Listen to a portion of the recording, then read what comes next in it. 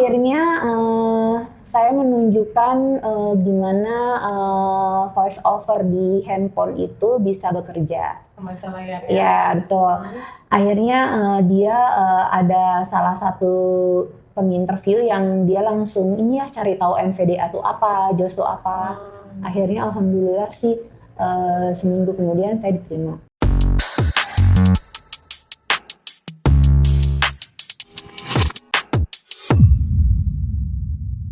Penyerapan tenaga kerja disabilitas 1%, 2% sudah jadi realitas atau sekedar formalitas? Kembali lagi bersama saya Aryani di Media Pertuni.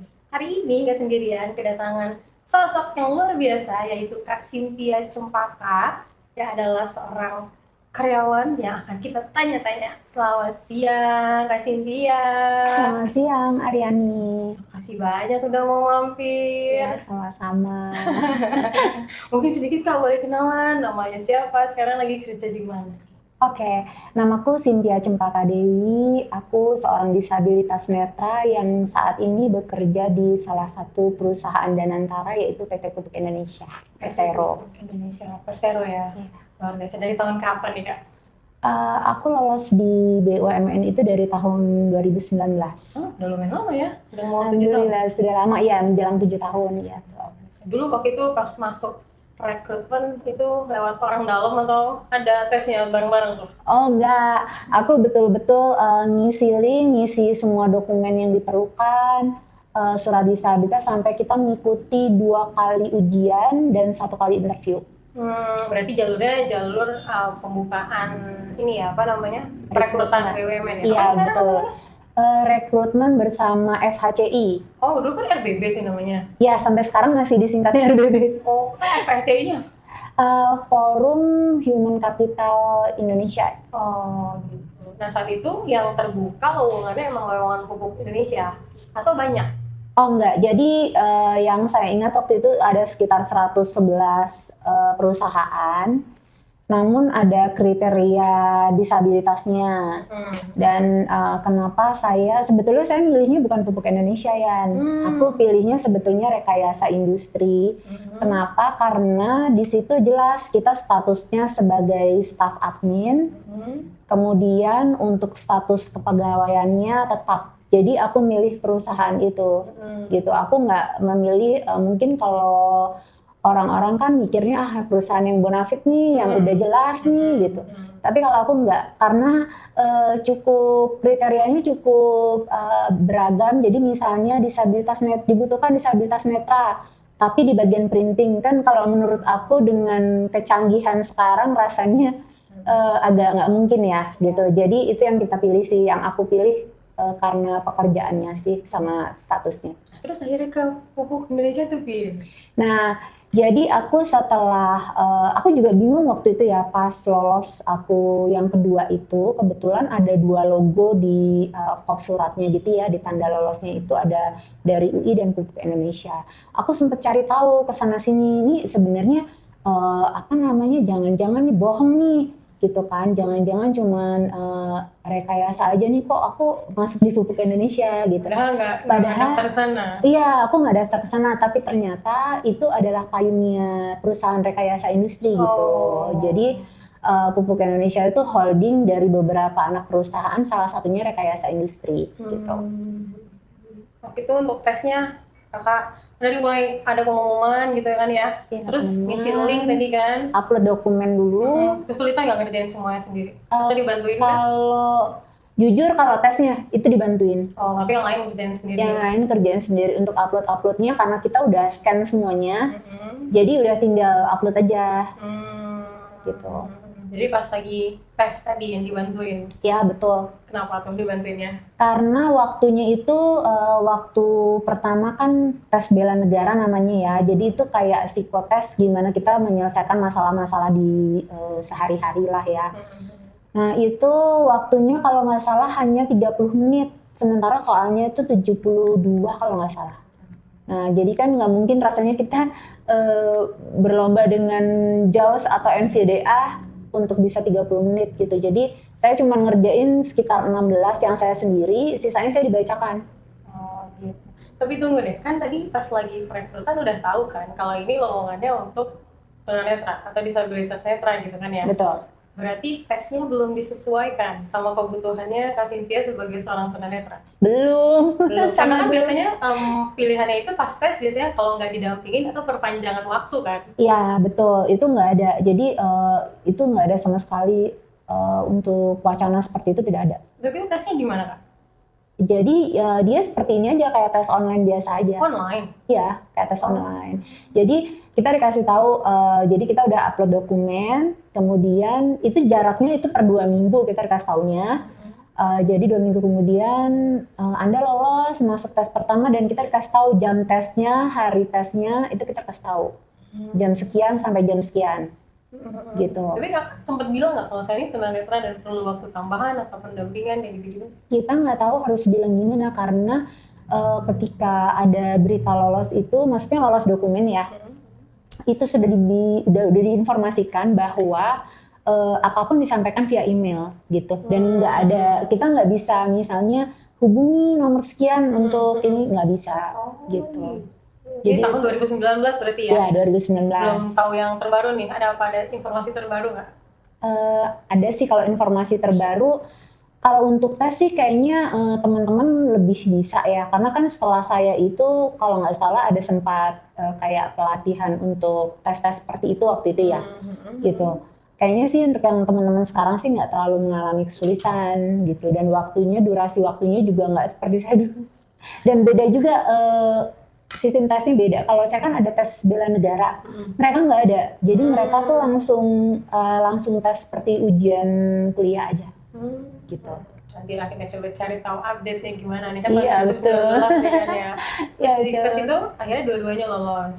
Akhirnya yang keduanya TKD, nah itu TKD lebih lama waktunya, 80 menit. Soalnya? Soalnya itu 40. Nah, tapi tetap kayak misalnya kita kan harus, kebetulan sih alhamdulillah saya nggak dapet yang gambar ya. Kalau beberapa teman kan itu ada dapet yang gambar. Oh, sempat dapat juga? Nah, betul, kayak di perusahaan lain itu ada dapet yang gambar semua bahkan gitu. Kalau saya alhamdulillah tuh hanya mencocokkan paragraf, terus sama matematika aja gitu, dan waktunya cukup lama, 80 menit, jadi agak nggak kesulitan sih kalau yang itu. Lolos juga? Lolos juga alhamdulillah gitu. Akhirnya habis itu penempatan? Habis itu interview dulu. Interview dulu, oke. Nah, interview di Pupuk Indonesia tuh saya juga sempat sedih gitu ya, dibilang kamu bisa apa, kamu seorang tunanetra gitu. Itu pas lagi interview? Pas lagi interview. Akhirnya saya menunjukkan gimana voice over di handphone itu bisa bekerja. Pembaca layar ya? Ya, betul. Akhirnya dia ada salah satu penginterview yang dia langsung ini ya, cari tahu MVDA itu apa, JOS itu apa. Akhirnya alhamdulillah sih seminggu kemudian saya diterima. Wow, tapi hebat sih ya, maksudnya saat digituin kan orang rata-rata suka ngedown duluan ya. Bisa apa nih saya, bisa apa nih, tapi kakak bisa nunjukin kalau ternyata kita bisa bekerja dengan membaca layar yang kita punya. Betul, gitu ya. itu jadi tantangan itu, maksudnya saya digituin malah lebih tertantang banget. Kalau saya belum tahu kayak keren banget sih, keren. Habis itu setelah diterima, akhirnya ditempatin di PT Pupuk Indonesia atau di anak perusahaan? Aku diterima, nah itu juga lucu, diterima tuh harusnya kan pengumuman tanggal 14 ya, 14 Agustus 2019. Saya tadinya nggak lolos Yan, nggak lolos. Saya sempet nangis gitu ya, aduh ya ampun, aku udah berusaha ini kok nggak bisa. Ternyata pas sekitar tanggal 16-nya, sekitar tanggal 21, saya ditelepon disuruh ikut acara inaugurasi di Kementerian BUMN. Ternyata saya diupdate lolos itu di tanggal 16. Gitu, jadi Pupuk Indonesia. Iya betul, karena kan kita udah nggak lolos ya udah aja gitu. Ternyata Pupuk Indonesia baru mengupdate datanya itu di tanggal 16 bahwa lolos gitu. Akhirnya ya udah saya diterima, ditempatkan di rekayasa industri. Di rekayasa industri, tempat tadi pertama kali pilih gitu kan ya. Betul. Nah itu kalau nggak diundang inaugurasi nggak tahu dong ya. Iya betul, aku nggak tahu. Oke, itu setelah itu mulai kerja nih di rekayasa industri. Mulai kerja, Ada ya training betul. dulu kah sebelumnya atau ada kebingungan-kebingungan dari berbagai pihap ini tunanetra mau apa di sini? Betul, sangat-sangat. Jadi memang apa itu emang agak berbeda ya karena kan sebelumnya di 3 perusahaan sebelumnya itu saya bekerja kita di apa ya di beradaptasi dulu gitu dibiasakan dengan lingkungan dulu baru dikenalkan pekerjaannya gitu. Tapi mungkin karena ini nggak tahu gimana ya udah pokoknya kerja saya awalnya memang belum dikasih pekerjaan tuh. Jadi tapi fasilitas komputer udah langsung ada NVDA, udah langsung Dari semuanya. Enggak, jadi bekerja sama waktu itu sama Yayasan Mitra Netra untuk minta dipasangkan secara e-remote ya. Itu NVDA-nya, kebutuhan saya. Akhirnya pertama saya diminta untuk menginput data karyawan yang pada saat itu berulang tahun. Jadi setiap karyawan yang berulang tahun itu nanti dapat kupon. Nah, saya harus menginput di Excel. Oke, sebentar. Ya. Tadi menarik sekali. Sebelumnya tadi bilang 3 perusahaan sebelumnya. Berarti kakak sebelum di rekayasa industri udah sempat kerja dulu di tempat lain berarti? Iya, betul. Gimana aja tuh kak kalau boleh tahu? Oke, saya pernah di Bank Permata, di Astra World, dan di Toyota Astra Finance. Oh, itu totalnya berapa tahun kah sebelum 2019? Oke, kalau di Bank Permata totalnya 2,5 tahun. Di Astra itu totalnya di Astra World dan Astra World itu kurang lebih 4 tahun. Ya, di Toyota Astra Finance kurang lebih 2 tahun. Oh, lama juga berarti ya sebelum kesini. Iya. Nah, sekarang berarti di rekayasa industri posisinya apa? Tadi kan ngurusin ulang tahun tuh, emang posisinya apa? Nah, itu saya posisinya di sana staf admin. Jadi karena dia bingung gitu ya, disabilitas ingin dikasih kerjaan apa gitu. Saya udah bilang sebetulnya kalau untuk office insya Allah saya bisa gitu. Tapi mungkin komputer maksudnya? Iya, office komputer ya, program office ya. Tapi mungkin mereka masih belum percaya ya. Akhirnya udah Excel saya input bisa. Kemudian saya dicoba beberapa aplikasi. Nah, karena memang kan kita harus beradaptasi dulu dengan aplikasi tersebut ya. Nah, itu mereka inginnya langsung gitu ya. Akhirnya saya nggak bisa. Sampai akhirnya saya diminta dipindah divisi untuk jadi operator telepon. Saya dikasih aplikasi yang mana saya itu menerima telepon untuk menyambungkan ke 5 gedung. Jadi di rekayasa industri sendiri itu ada 4 gedung di dalam lingkungannya dan 1 di Menara Kadin Kuningan. Nah, jadi saya menyambungkan ke 5 gedung tersebut. Nah, itu mereka mulai memahami sehingga saya diberikan aplikasi namun untuk navigasinya dari F1 sampai F12 dan tombol page down. Ya, jadi nggak ada kesulitan karena kan udah tahu nih, oh ini gimana cara nyambungin, cara copy paste nomor telepon dari Excel, terus untuk nyambungin lagi. Nah, itu semuanya udah dinavigasinya dengan tombol F1 sampai F12. Nah, tadi sebelumnya kan diminta ada coba banyak aplikasi nih. Yeah. Terus mereka maunya cepat. Emang cepat itu hitungannya apa? Sehari kah? Sejam kah? Jadi kalau saya nggak bisa, saya kan berusaha mau belajar dulu gitu ya. Langsung udah deh nggak usah gitu. Jadi tanpa dia mereka kasih kesempatan dulu nih. Paling nggak 1-2 hari buat saya beradaptasi dengan aplikasi tersebut gitu ya. Mencari gimana sih cara bisa bacanya gitu. Tapi mereka seperti itu. Langsung putus. Ada deh kalau nggak bisa ini coba ganti yang lain lah gitu. Iya, gitu betul. Padahal harusnya kan coba dulu kasih kesempatan paling nggak 1 hari lah karena kan aplikasi itu dijalankannya ya begitu lah ya. Iya, karena untuk kita disabilitas kan nggak bisa instan ya. Ya, kadang-kadang kan ada tombol-tombol yang tidak terbaca dan harus kita gunakan cara lain kan. Jadi perusahaan di luar sana harusnya coba kasih kesempatan buat teman-teman disabilitas untuk beradaptasi karena adaptasi itu bukan cuma tentang bisa atau enggak kan ya, tapi tentang gimana kita mampu untuk menyesuaikan diri dengan lingkungan yang baru kan gitu.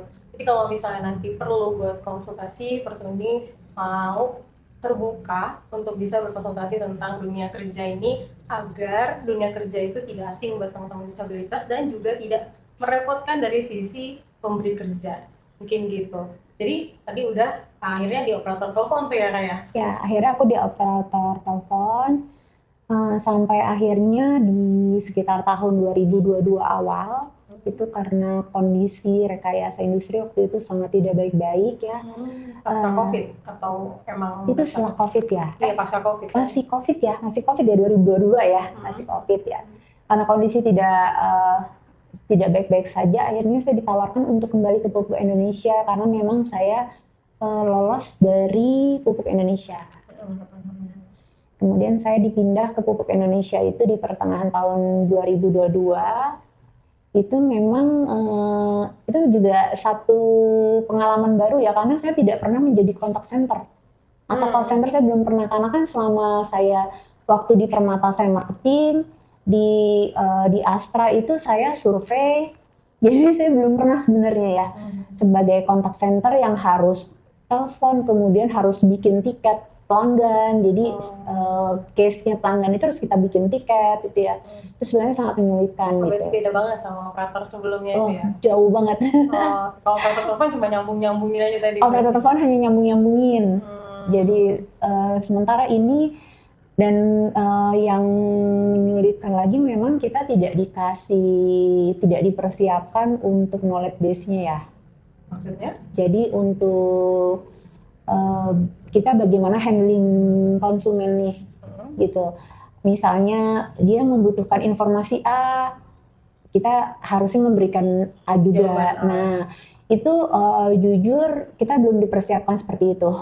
Oh, belum ada training awal gitu ya? Tidak ada training awal. SOP-nya seperti apa? Iya, betul. Jadi memang cukup sulit sih ya, jadi cukup harus berkenalan sama teman sana sini, nanya, mondar-mandir ke ruangan A, ruangan B, mencari ilmu gimana. Oh, akhirnya adaptasinya mandiri, bukan dalam arahan gitu ya? Bukan dalam arahan, akhirnya seperti itu. Tapi teman yang lain welcome? Sangat jarang yang welcome ya kalau aku bilang. Sangat jarang yang karena kan mungkin mereka juga, karena aku kebetulan di gedung pemasaran ya, jadi mereka mungkin targetnya juga cepat gitu kan, dan sibuk urusan sendiri gitu. Tapi akhirnya lama kelamaan setelah mengenal aku gimana, alhamdulillah mulai gitu. Akhirnya mereka mulai karena kan uniknya lagi sebenarnya sih ilmu baru ya. Kita tuh langsung bersinggungan dengan tim wilayah. Jadi kita langsung eskalasi keluhan konsumen gitu. Kalau dulu kan di perusahaan sebelumnya kan semua leader ya. Jadi kita hanya menyelesaikan tugas kita, nanti ada lagi yang menyelesaikan meneruskan itu leader-leader kita gitu ya. Tapi kalau di sini enggak, kita sendiri. Iya, jadi kita sendiri yang mengeskalasi. Kalau butuh bikin laporan apa-apa kita bikin gitu. Jadi alhamdulillah sih. Jadi paling tidak kita lebih terpakai lah ilmu kita gitu. Jadi merasa lebih berguna gitu. Iya. Merasa lebih bekerja gitu ya. Iya, walaupun kesulitan tantangannya banyak, tapi kita merasa lebih bermanfaat. Maksudnya benar-benar lah kita bekerja.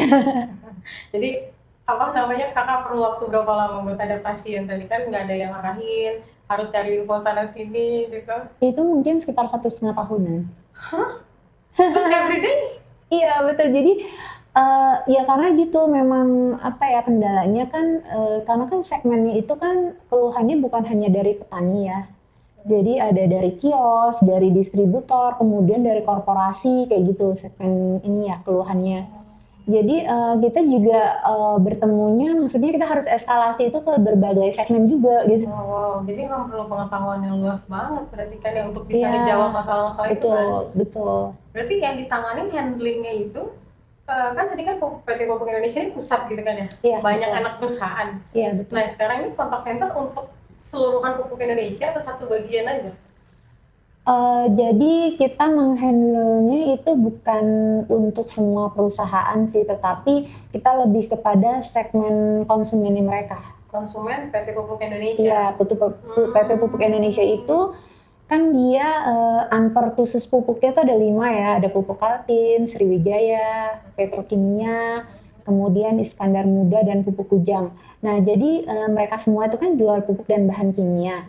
Jadi kalau ada keluhan dari konsumennya mereka masuk ke kita juga. Oh, oke.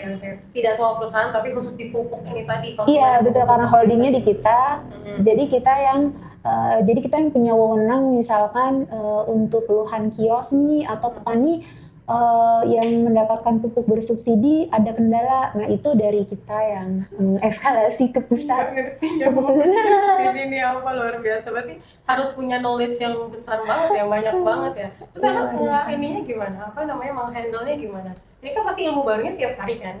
1,5 tahun dicatatkan di komputer atau dibikin apa mungkin di handphone gitu? Oh ya, aku bikin file sendiri. Aku bikin file di Excel itu untuk semua knowledge yang aku perlukan. Jadi misalkan ternyata ada kendala kios nih gitu kan. Aku harus menyelesaikan ABC misalnya. Aku ketik di Excel. Jadi suatu saat ada yang nanya lagi atau terkendala itu, aku tinggal cari. Oke. Jadi pertanyaannya apa, jawabannya apa, itu dicatat gitu kan. Jadi aku udah bikin template-nya. Tapi template itu kan baru berdasarkan sudut pandangnya kakak. Apakah ada protes salah nih? Karena kan harusnya ada acuan dari atas ya, harus ada SOP. Pertanyaan ini harus dijawab seperti ini loh. Apa berdasarkan teman aja? Oh kata teman jawabnya harusnya kayak gini. Enggak sih. Jadi kebetulan kan memang temanku itu memang kontak center juga sebelumnya ya. Nah jadi aku nanya, ini kalau gini gimana nih gitu. Jadi sebetulnya sih sudah ada knowledge base-nya itu di aplikasi, namun nggak semua gitu. Jadi yang sekiranya nggak ada di situ, aku cari tahu. Jadi aku cari tahu ke divisi mana, ya udah aku catat langsung. Luar biasa sih ini. Berarti sekarang di Bupati Pupuk Indonesia udah berapa lama? Yang di sini ya, benar yang di pusatnya? Udah jalan tahun keempat ya. Tahun keempat. Berarti udah aman lah. Apa masih ada pengetahuan baru yang terus jalan? Kayaknya sudah aman, dan sebenarnya saya sudah minta dari pertama Yan. Pertama tuh saya udah minta karena saya bekerja di perusahaan sebelumnya itu knowledge base-nya sudah disediakan. Saya minta itu tidak pernah di-approve nih.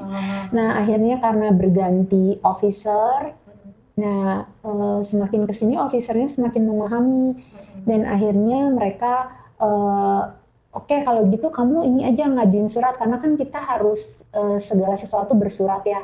Jadi ada aplikasi bikin surat, saya diminta belajar aplikasi tersebut, saya bikin surat ke bagian-bagian yang saya perlukan. Misalkan saya butuh data nomor kontak tim wilayah nih, saya butuh data ini.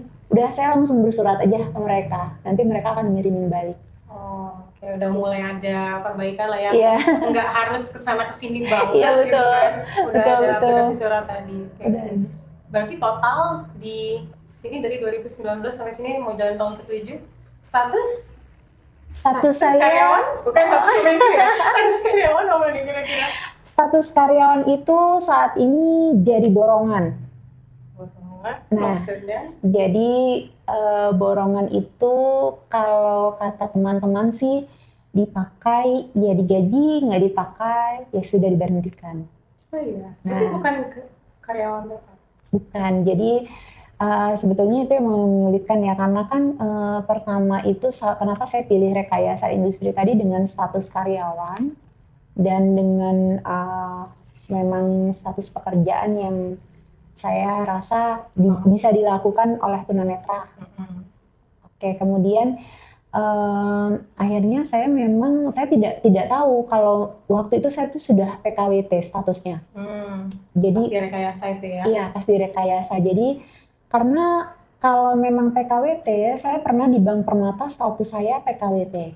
Waktu itu selama 6 bulan sebelum, waktu itu Bank Permata juga mengalami agak kolaps ya. Jadi kan akhirnya harus melepas beberapa karyawan termasuk saya. Itu statusnya PKWT dan kami diberikan BPK, buku panduan karyawan. Jadi informasi yang saya peroleh, jadi setiap PKWT itu atau karyawan tetap akan diberikan buku seperti itu. Jadi ada buku terkait cuti dan sebagainya semuanya sudah tertuang dalam buku tersebut. Saya masuk rekayasa industri, tidak ada dokumen yang menyatakan saya diterima status sebagai apa. Saya hanya menandatangani offering letter saja atau sistem penggajian saja. Baca tapi kan? Saya dibacakan memang. Ya, saya hanya menandatangani itu saja. Tidak ada surat perjanjian apapun. Di Jadi situ. nggak tahu ya kalau Ya. statusnya apa. Statusnya apa, seperti itu. Statusnya apa saya nggak tahu. Akhirnya ketika di Desember tahun 2022, itu bukan saya saja sih, sebetulnya ada beberapa teman yang statusnya tidak sesuai dengan di aplikasi pada saat itu. Akhirnya kami dibantu oleh salah satu pendampingan lah ya. Kami dibantu untuk ke Kementerian BUMN untuk menanyakan apa namanya, kami Ngomongnya agak hati-hati takut nih kayaknya.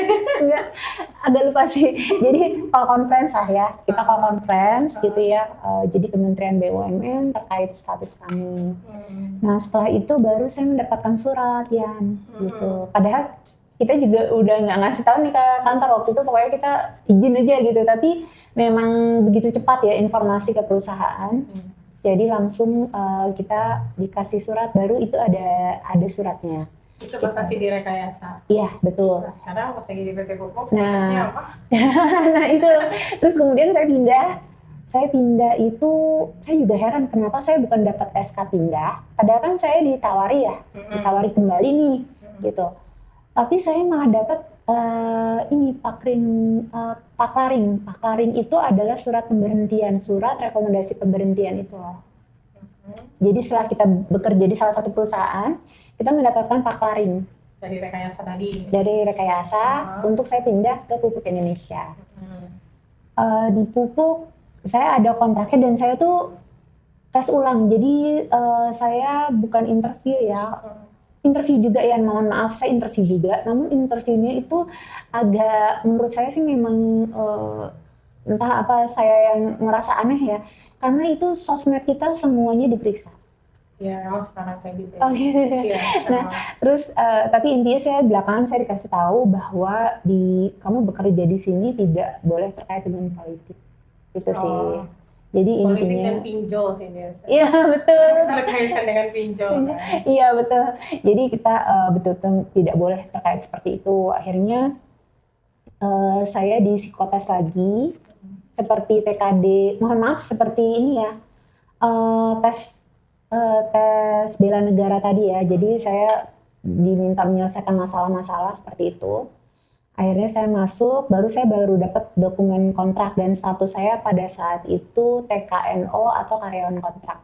Karyawan kontrak. Nah, baru beberapa bulan yang lalu, tepatnya di akhir Desember kemarin, itu entah mengapa tiba-tiba, jadi kita itu kan setiap tahun mengisi namanya KPI ya. KPI itu untuk Key Performance Indicator ya. Nah, saya nilainya dari tahun ke tahun alhamdulillah itu di atas target terus, gitu nilai saya. Tapi nggak tahu kenapa tiba-tiba saya dan beberapa teman itu hilang KPI-nya. Jadi kita ada aplikasi untuk absensi, nah di aplikasi tersebut sudah tertuang beberapa fitur untuk KPI, untuk pengajuan cuti atau apapun lah ya. Jadi di aplikasi tersebut. Nah KPI kami tiba-tiba hilang. Ya, akhirnya kami berusaha berkomunikasi dengan pihak. Jadi kita tuh kita direkrutnya itu statusnya bukan sama perusahaan ya. Jadi ada cucu perusahaan mereka bilangnya. Jadi di cucu perusahaan BUMN kita berkomunikasi dengan mereka kenapa statusnya seperti ini. Ini udah dari PT Pupuknya sendiri gitu ya. Dan ternyata statusnya jadi bolongan. Lebih parah kan dibandingkan kontrak?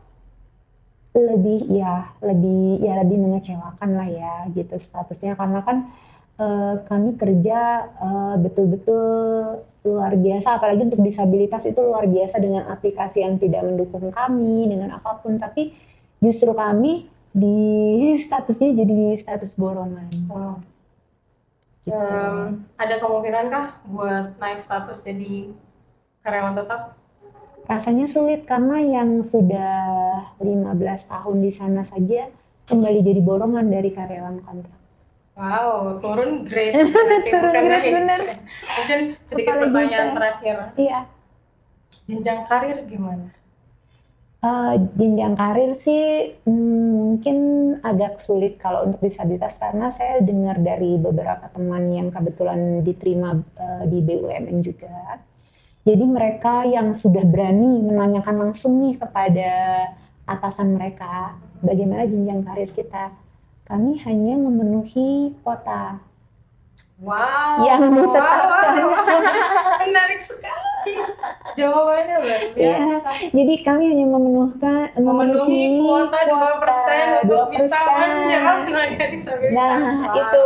Jadi ya sudah. Jadi setelah saya tahu itu ya udah gitu. Jadi ya memang tapi alhamdulillah sih kalau untuk secara salary kita ikut naik Lebih besar ya, sebenarnya. lebih besar dan kita ikut ya bahkan kemarin saya naik sekian masih ada yang belum naik gitu ya. Maksudnya alhamdulillah sih seperti itu gitu. Tapi kalau kita berharap jenjang karir, jujur mungkin sulit. Karena dari PKWT saja saya harus turun sampai sekarang. Jawabannya sangat terus terang kalau menerima teman-teman disabilitas hanya untuk memenuhi kuota yang sudah ditetapkan Kuota, pemerintah. iya betul. Speechless sih sebenarnya mau ngomong apa lagi. Apa namanya? Mungkin kakak punya pesan apa buat BUMN mungkin di luar sana atau mungkin perusahaan-perusahaan yang menerima, yang akan atau sudah menerima karyawan disabilitas? Oh baik ya, saya sih sangat berharap. Jadi kita tidak perlu dikasihani, tapi mohon dimengerti, diberi kesempatan kita untuk beradaptasi dengan mungkin aplikasi atau pekerjaan yang akan kita jalani. Dan mungkin itu sih yang paling utama ya, karena dan saya juga berharap teman-teman tuh bisa tidak perlu mengasihani tapi mengerti kita gitu sih. Gimana caranya menjadikan pemenuhan kuota ini tuh jadi the real kesempatan kerja untuk teman-teman disabilitas kan sebenarnya. Oke lah, nggak kenapa-kenapa. Awalnya memang memenuhi kuota adalah satu kewajiban gitu ya oleh BUMN. Tapi gimana teman-teman ini bisa bekerja selayaknya pekerja lain yang non disabilitas kan sebenarnya kesempatan itu ya diharapkannya. Benar. Termasuk status karyawan tetap, status jenjang karir gitu kan ya. Iya. Jadi kalau untuk khusus untuk perusahaan mungkin mau pesan-pesan? Untuk perusahaan ya mungkin ini sih terutama untuk perekrutan, kalaupun ada lagi perekrutan BUMN atau sekarang namanya Danantara ya, bukan BUMN. Ya sudah masuk Danantara. Nah, mungkin dipilah-pilah untuk kriteria disabilitasnya. Semisal tunanetra atau disabilitas daksa. Jadi disesuaikan dengan pekerjaannya. Karena semisal tadi yang saya cerita, jadi ada salah satu perusahaan kriteria tunanetra, tapi yang akan pekerjaan yang akan diberikan adalah untuk bagian printing. Itu kan mungkin kita juga agak bingung ya dengan digital yang sekarang canggih dan touchscreen ya. Itu mungkin akan menyulitkan kita. Nah, namun kalau misalnya seperti kita kerja seperti biasa, mungkin kita bisa menggunakan Office, kita bisa menggunakan PPT, seperti itu insya Allah kita bisa. Siap. Jadi tadi sudah sedikit lagi, mau terakhir sedikit lagi terus. Setelah kakak ada lagi yang diterima teman disabilitas? Setelah aku tidak ada. Oh, dari 2019. Ada daksa, tapi sepertinya bukan dari, saya kurang tahu sih ya. Tapi karena dia masuknya sih waktu itu saya diinformasikan bukan dari FHCI ya, betul. Terima kasih banyak Kak Cynthia sudah mau meluangkan waktu bercerita. Kayaknya sih harusnya lebih panjang ya. Segmen terakhir ini menarik sekali gitu ya. Terima kasih untuk semua perusahaan yang sudah mau menerima tenaga kerja disabilitas. Lagi-lagi kami disabilitas merasa apa Kak? Kesempatan itu luar biasa gitu ya. Jadi kami akan memaksimalkan apa yang diberikan untuk bisa berkarya selayaknya karyawan lain gitu. Jadi please, tadi kayak Kak Cynthia bilang kan, kasih kesempatan, kasih waktu, kasih kami kemampuan untuk mengerjakan semuanya semaksimal yang kami bisa. Jadi semoga yang perusahaan yang sudah terima makin mau belajar lagi, yang lagi memenuhi kuota, selamat memenuhi kuota, tapi tolong juga sediakan semua kesempatan tadi, bukan hanya fasilitas gitu kan ya, tapi juga kesempatan untuk beradaptasi. Terima kasih sekali lagi Kak Cynthia. Sampai ketemu di media Pertuni selanjutnya. Iya, sama-sama ya. Terima kasih.